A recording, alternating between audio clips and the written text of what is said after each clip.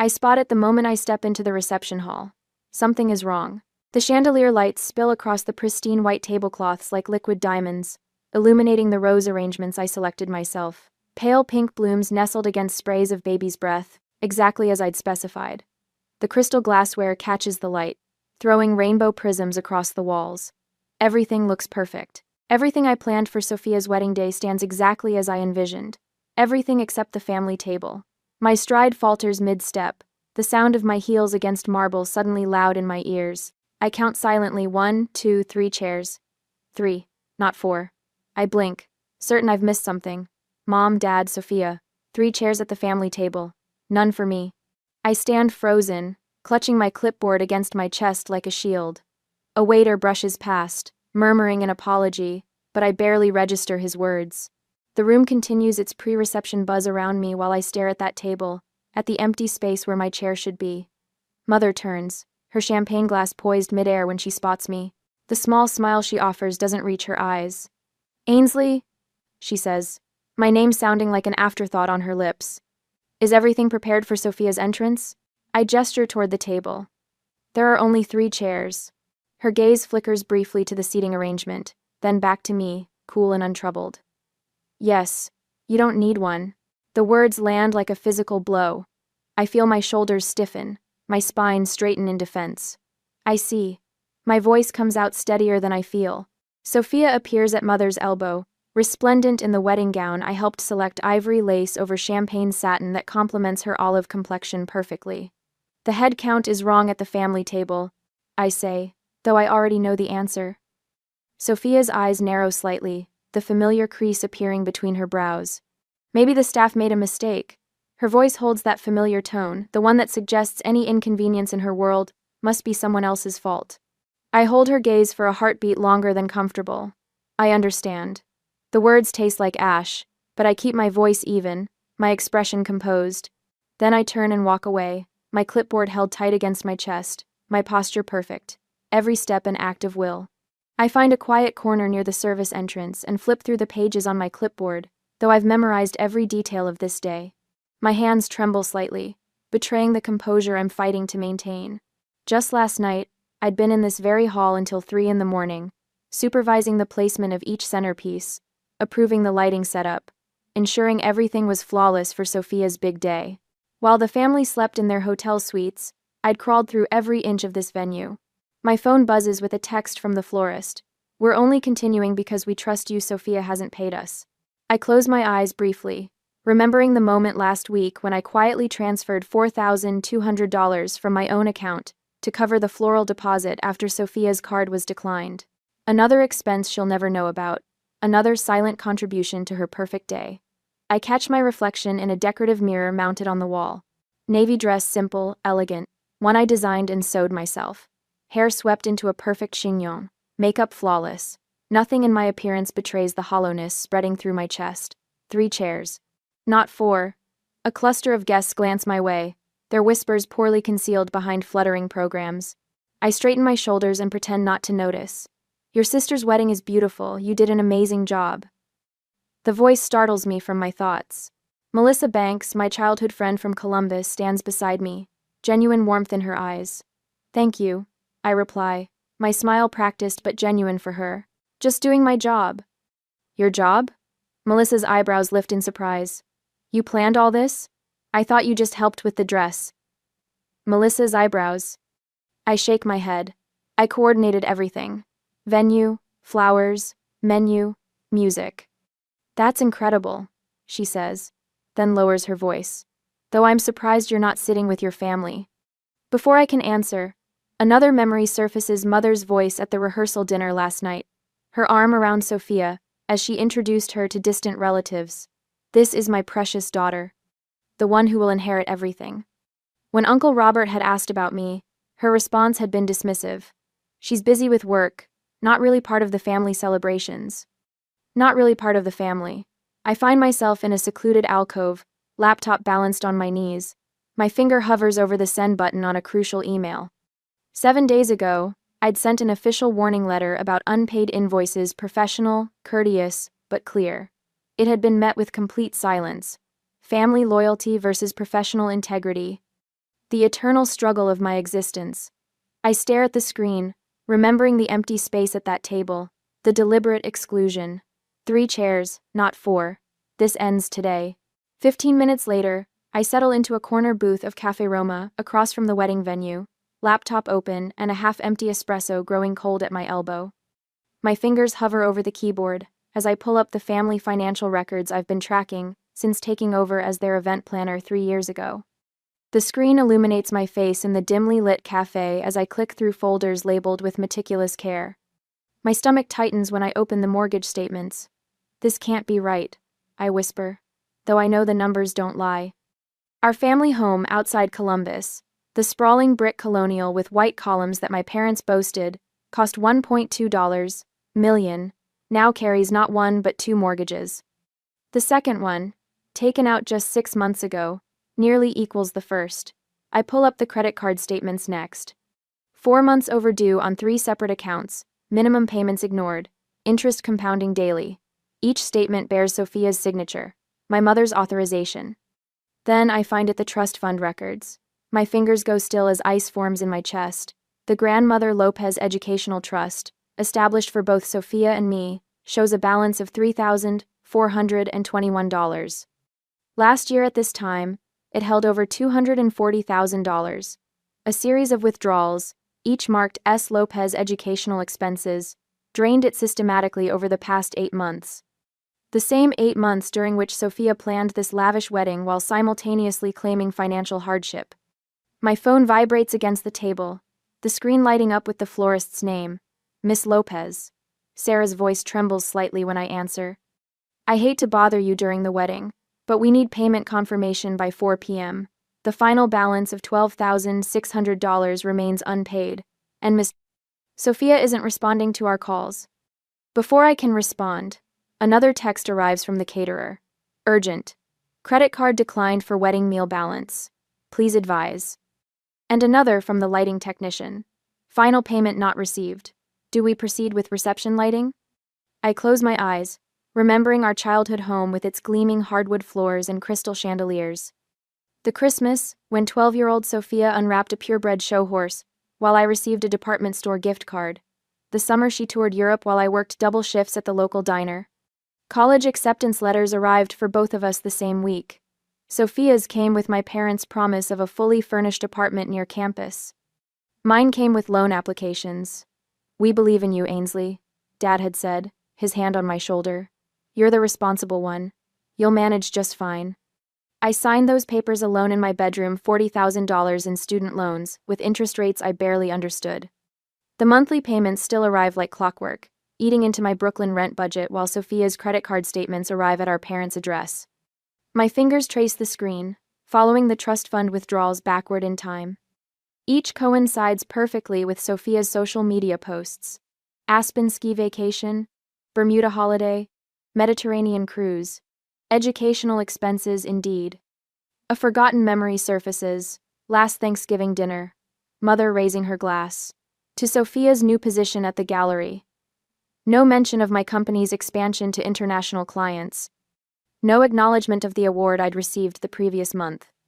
My phone buzzes with a text from Marco, the hotel manager I've worked with for years. Is everything all right?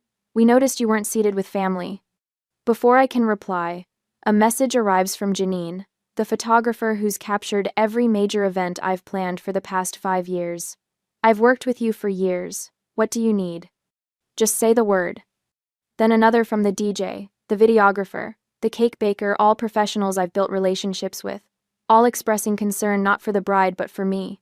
3 days ago floods back into my memory with perfect clarity. I'd arrived early at the venue, organizing place cards, when I overheard Mother on her phone in the adjacent room. Prepare 3 seats only. She'd instructed someone. Ainsley doesn't count as family.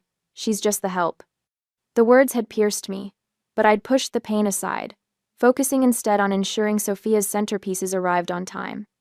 Now I open Instagram, where Sophia's latest post glows on the screen. So blessed to have the perfect family supporting my perfect day. I've planned every detail myself. Attached is a photo of my carefully crafted seating arrangement, with my handwriting visible on the table cards. I close my eyes, weighing family loyalty against self-respect. The empty chair at the family table. The drained trust fund. The years of dismissal disguised as praise for my independence. Mother's words echo. Ainsley doesn't count as family. With steady hands, I sign the digital document I'd prepared 7 days ago. A formal notification of service withdrawal due to non-payment, effective immediately. My company logo sits at the top, professional and impersonal. Family respects family, I whisper to the empty cafe. This isn't respect.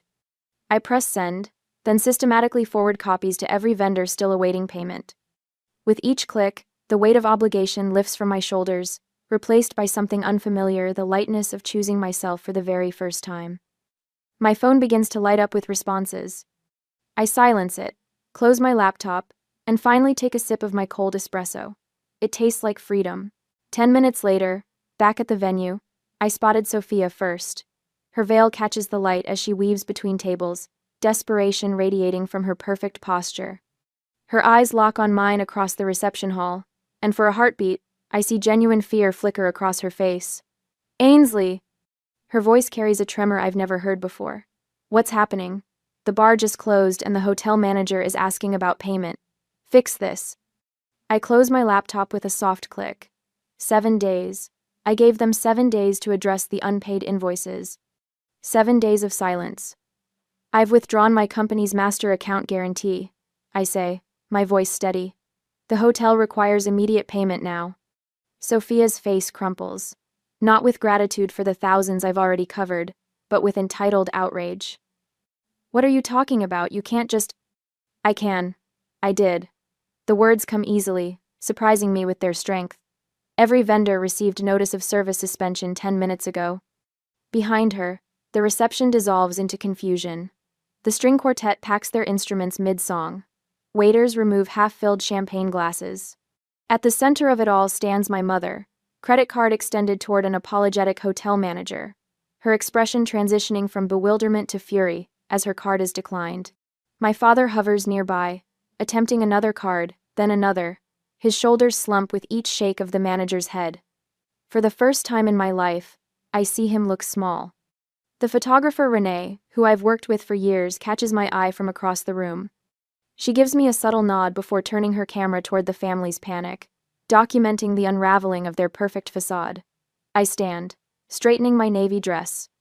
The clipboard I've clutched all day transforms from a symbol of service into something more powerful, a shield, a weapon, a declaration of independence. Each step I take toward the center of the room feels momentous, as if I'm crossing not just a reception hall but a threshold in my life. The hotel manager spots me and immediately straightens his tie. Miss Lopez, thank you for coming over. I have the contracts right here as you requested. Beside him, my mother's eyes narrow to dangerous slits. What is she talking about? We hired her company. She works for us. Actually, the manager says, his tone professionally polite but cool toward her. Miss Lopez's event planning firm is one of our most valued partners. Her company's master account guarantee was the only reason we proceeded without full payment upfront. The shift is immediate and visible. Staff who had been solicitous toward my family now direct their attention to me. Glasses of water appear for me, not them. Chairs are pulled out for my convenience, not theirs. The power dynamic tilts with dizzying speed. Sophia grabs my arm, her acrylic nails digging into my skin. Please don't do this, she whispers, her voice dropping to a desperate plea. You'll ruin everything for me.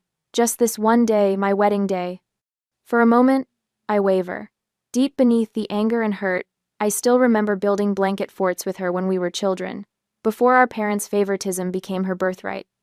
A tiny flicker of my inherent kindness surfaces, urging me to relent. My mother senses this hesitation. She strides forward, designer heels clicking against marble, her face arranged in the artificial confidence I've seen her deploy at Columbus Country Club gatherings when the Lopez family reputation needed defending. She won't dare, she says, voice pitched to carry to nearby guests. Ainsley has always been just a shadow in this family. She knows her place. The words sink into me like stones into still water, creating ripples that cannot be called back. A shadow. Just a shadow. I watch my own transformation reflected in my mother's eyes, as her confidence falters. The clipboard in my hands no longer trembles. What's happening? A wedding guest murmurs nearby. Are they not paying? The sister planned everything, another whispers. Apparently they never paid her company. I reach for the document the hotel manager extends, taking the pen from his hand. My signature flows across the suspension confirmation with the calm precision that has built my reputation in this industry. The looping letters of my name represent not just my identity, but my worth. I gave you 7 days to pay. I say, my voice measured and clear. You ignored me. I'm simply enforcing the contract. My father steps forward, his face pale. Ainsley, please. We can discuss this privately. Like you discussed removing my chair from the family table? I open my professional folder, removing the document I discovered 3 days ago. Or, perhaps we should discuss how Sophia drained the trust fund, where I was also a beneficiary. Gasps ripple through the gathering crowd. Sophia's new husband stares at her with dawning horror. That money was meant for both of us. I continue. $40,000 that could have paid off my student loans I had to take, because every penny of family support went to her. If you want to gather well, if you want a family support went to her. My mother's face hardens. You have no proof. I push the bank statements toward her. I have documentation of every withdrawal, every transfer. LMN. Sophia's tears transform from manipulation to genuine panic. Her mascara tracks dark rivers down her cheeks. They told me you wouldn't mind, she whispers, that you never expected anything from the family anyway. For the first time, I see the truth plain on their faces. They never valued me, never would. The empty chair wasn't an oversight, it was a statement. I close my folder and tuck it under my arm. The weight lifts from my shoulders as I straighten to my full height. I may not count as family, I say, my voice carrying across the suddenly silent room, but I count as a professional, and professionals get paid. I turn my back on their stunned faces and walk toward the exit. Behind me, I hear the distinct sound of my sister's perfect day collapsing, the murmur of scandalized guests, the click of Renee's camera capturing it all, the beginning of arguments that will never end. With each step, the invisible chains of obligation and hope fall away. By the time I reach the grand doorway, I am lighter than I've been in years. The afternoon sunlight catches me as I step outside, warm on my face. For the first time in my life, I feel the full power of standing in my own light, not as a shadow, but as myself. Half an hour later, the reception hall empties like water down a drain. Guests clutch gift bags to their chests and whisper as they hurry toward the exits. Where just an hour ago crystal stemware clinked with celebratory toasts, now waitstaff stack unused champagne flutes onto rolling carts. The white roses I selected with such care droop in their vases, petals beginning to fall like snow onto abandoned place settings. I stand in the shadows near the service entrance, watching. Sophia's new husband, Mark, paces near the half-cut wedding cake, phone pressed to his ear, his face twisted in confusion. The 6-tier creation I spent weeks designing with the baker stands partially dismantled, the bride and groom topper listing sideways at an undignified angle. The wedding coordinator, whom I hired as my stand-in when I realized I'd be attending as family, approaches an elderly couple with an apologetic smile. I'm so sorry, but there's been a financial situation with the hosting family. The reception is concluding early. My mother's church friends huddle in a tight circle, eyes darting toward Vivian, who sits alone at that 3-chair table, back rigid, staring at nothing. Some small, wounded part of me wants to feel victorious. Instead, I just feel hollow. Later that evening, I kicked off my heels in my apartment, still wearing the navy dress I sewed myself. The contrast between this modest space and the opulent Columbus Country Club strikes me anew. My fingers trace the worn arm of my second-hand sofa, a far cry from the antique Louis XIV furniture. Mother insists completes their living room. My phone lights up for the 19th time. Father. Sophia. Mother. Sophia again. The wedding planner. Mark. Mother. Father. I watch the notifications stack up, each one a tiny hammer against my resolve. Then, with 3 deliberate taps, I block each family number. The silence that follows feels like the first full breath I've taken in years. A bottle of Veuve Clicquot waits in my refrigerator, a gift from a grateful client that I'd been saving for a special occasion. If today doesn't qualify, nothing will. The cork pops with a satisfying thunk against my ceiling. To professional integrity, I whisper to my empty apartment, raising my glass in a solo toast. My laptop screen glows in the dimness. I open my banking app and wince at the balance. Then I start making calls. Carolyn? It's Ainsley Lopez. Yes. About today's wedding. I know, and I'm so sorry you were caught in the middle. I take a breath. I'll cover your outstanding balance personally. This isn't your fault. I repeat this conversation with the small florist who stayed open late, arranging boutonnieres, the family-owned bakery that created the towering cake, and the string quartet whose music was cut short. By the time I finish, my credit card carries an additional $14,000 in charges. We always knew we could trust you, Miss Lopez, the florist says, relief evident in her voice. That's why we continued despite the payment issues. Professional integrity matters more than family ties sometimes, I reply, surprised by the steadiness in my voice. My laptop chimes with new email notifications. The subject lines tell their own story. Notice of default. Second mortgage payment. Lopez family residence. Columbus Business Journal. Local family faces multiple lawsuits. A quick glance at social media shows Sophia has changed her relationship status to, it's complicated. Below it, a hastily written post. Anyone need a slightly used wedding dress? DM for details. Another email from the church secretary confirms mother's resignation from the parish board due to personal circumstances. Father's email sits unopened in my inbox. Subject: urgent financial advice needed. I delete it without reading. I open my contacts and methodically delete my emergency contact information. The field sits empty, cursor blinking in the void. After a moment's hesitation, I type the name of my therapist instead. My finger hovers over a folder of family photos on my phone. Delete them? The childhood memories, holiday gatherings, even the painful ones, they chart the path that brought me here. Instead of erasing them, I create a new album labeled What I Overcame and move them there. In my journal, I write a single line. The empty chair wasn't a rejection, it was direction. I curl up on my window seat, watching the city's lights flicker against the night sky. Tomorrow will bring consequences I can't predict. There will be anger, perhaps legal threats, certainly emotional manipulation, but tonight, for the first time since I can remember, the knot in my stomach has loosened. The weight on my shoulders has lifted. My apartment feels not small, but sufficient. Not lonely, but peaceful. Sometimes the most powerful seat at the table is the one you walk away from. 2 days after the wedding catastrophe, the news article appeared on my tablet during breakfast. Lopez family home enters foreclosure. I stare at the Columbus Dispatch headline. The words stark against the white background. My coffee cools beside my untouched bagel as I scroll through the article detailing my family's financial collapse. An email notification slides in from Mrs. Peterson, my mother's bridge partner for 15 years. Is it true about your parents moving to an apartment? Everyone at the club is talking. No. I swipe it away, only to find a LinkedIn update below it. Sophia Lopez is now seeking new opportunities in event coordination. The irony doesn't escape me, she's trying to enter my field after claiming credit for my work at her wedding. My phone buzzes with a bank notification. Lopez Family Trust. Legal proceedings initiated. The trust fund Sophia drained the one where my name existed on paper but never in practice. I place my devices face down on the table and finish my coffee.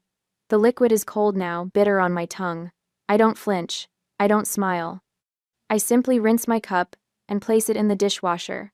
My movements precise and controlled, just as they've always been. 3 weeks later, she appears without warning. I look up from my desk to find my mother standing in my office doorway, clutching her purse with white knuckles. Vivian Lopez, who once commanded rooms with her presence, looks diminished. The designer clothes replaced by department store basics. The carefully maintained blonde highlights now showing gray at the roots. We made a terrible mistake, she says, her voice stripped of its usual authority. We need your help. I gesture to the chair across from my desk, the irony not lost on either of us. A chair I'm offering that she once denied me. I needed your love my entire life, I say, my voice steady. You chose otherwise. She starts to speak, but my phone interrupts with Sophia's name on the screen. I let it go to voicemail, maintaining eye contact with my mother. Later, I listen to Sophia's message. The marriage is over. He left when he found out about the money. Her voice cracks. I didn't know how bad things were. Please call me back. That evening, A formal letter arrives from my father. His elegant handwriting covers 3 pages with apologies for past behavior, followed by a detailed request for financial assistance. The familiar pattern sentiment, followed by self-interest, makes something final settle in my chest. I arrange to meet them at a coffee shop 2 blocks from my apartment. Neutral territory.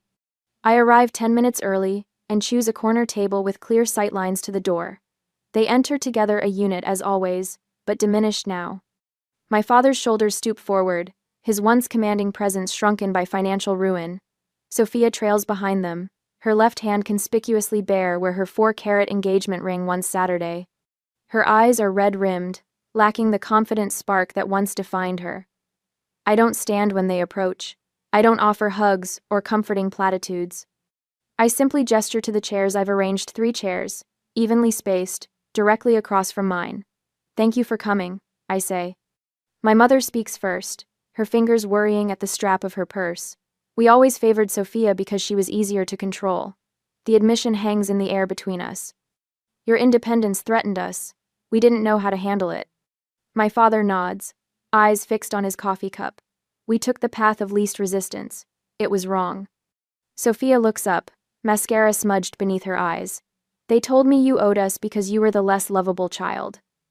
Her voice breaks. I believed them. The words should hurt. Perhaps once they would have. Now they simply confirm what I already know. "We need help getting back on our feet," my father says, pulling documents from his briefcase.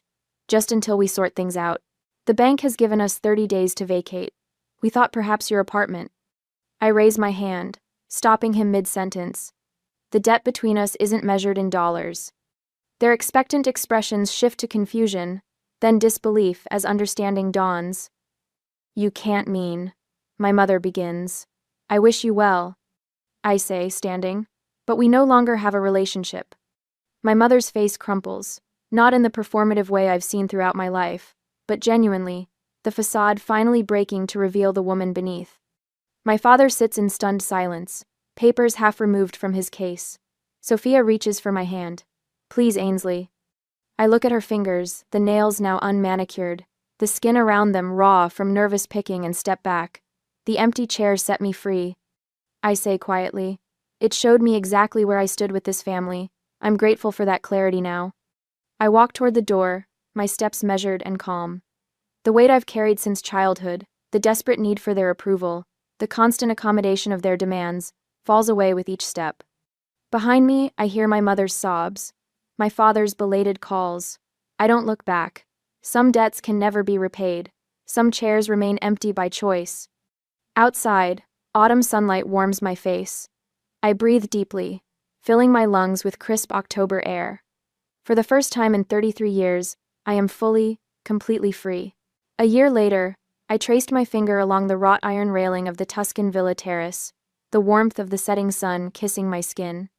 Below me unfolds the wedding of international pop star Marissa Lawson, every detail executed with precision that would make my former self proud. The string quartet plays softly as guests in evening wear move like colorful brushstrokes across the stone courtyard. My assistant Jenna appears at my elbow, tablet in hand. "Everything's proceeding perfectly," she says, then hesitates. "Your mother called the office again. 4th time this month." I take a sip of Prosecco, the bubbles dancing across my tongue. The same answer as always. Jenna nods and slips away. I watch her coordinate with the photography team, her confidence a reflection of what I've built, a company that thrived after I walked away from family obligations to honor professional ones. The laptop on the table chimes, reminding me of my weekly therapy session. Dr. Freeman's face appears on screen, her silver-framed glasses catching the Italian sunset. "Magnificent view," she notes. "How are you feeling today?" I consider this as a server delivers fresh-cut roses to the bridal suite below. I don't regret walking away. I regret waiting so long to do it. Not even to have a team set example. And the nightmares about the wedding, still occurring? Not in months. I turn the laptop to show her the vista. I've replaced those images with better ones. Later that evening, I return to my rented apartment overlooking the Arno River. The walls display photographs not of blood relatives, but of chosen family. My business partner Thomas, laughing during our company's 5th anniversary.